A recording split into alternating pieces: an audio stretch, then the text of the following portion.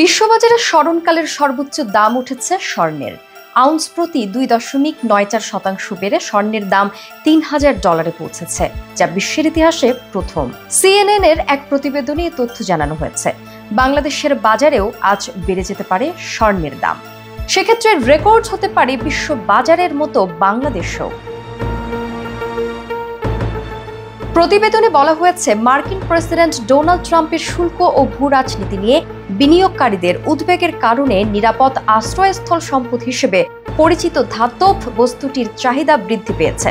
এতে চলতি বছরে 13 বার বিশ্ববাজারে স্বর্ণের দাম রেকর্ড সর্বোচ্চ পর্যায়ে বাড়ল। ফ্রান্স ও ইউরোপের দেশগুলোর ওপর নতুন করে 200% পর্যন্ত শুল্ক আরোপের হুমকি দেন ট্রাম্প। তার এমন হুমকির পর বৈশ্বিক বাণিজ্যে অনিশ্চয়তার শঙ্কায় স্বর্ণের দাম বেড়ে বিশ্ববাজারে নতুন রেকর্ড তৈরি হয়। মূলত যুক্তরাষ্ট্রের উৎপাদিত হুইস্কির ওপর ইউরোপের শুল্কের প্রতিশোধ হিসেবেই এমন পদক্ষেপের হুঁশিয়ারি দিয়েছেন ট্রাম্প। যুক্তরাজ্যের সম্পদ ব্যবস্থাপক ও এভলিন পার্টনার্সের ম্যানেজিং ডাইরেক্টর জেসন হোল্যান্ডের মতে, ট্রাম্প প্রশাসনের শুল্কের প্রতি অনিয়মিত ও আক্রমণাত্মক দৃষ্টিভঙ্গি এবং সংশ্লিষ্ট প্রতিশোধমূলক পদক্ষেপের ফলে বর্তমানে বিশ্ব বাণিজ্য ব্যবস্থা চরম অনিশ্চয়তার মুখোমুখি। সম্প্রতি সব ধরনের ইস্পাত ও অ্যালুমিনিয়াম আমদানির ওপর 25% বর্ধিত শুল্ক আরোপ করে মার্কিন সরকার।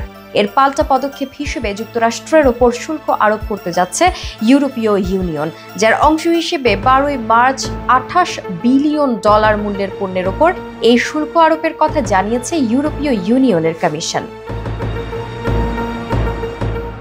এদিকে বিশ্ববাজারে স্বর্ণের দাম বৃদ্ধির ফলে দেশের বাজারেও ধাতব বস্তুটির দাম বাড়ার আশঙ্কা তৈরি হয়েছে।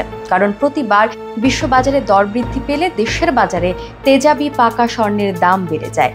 ফলে আন্তর্জাতিক বাজারের সঙ্গে সমন্বয় করে দেশের বাজারের স্বর্ণের দাম নির্ধারণ করে বাংলাদেশ জুয়েলার্স অ্যাসোসিয়েশন।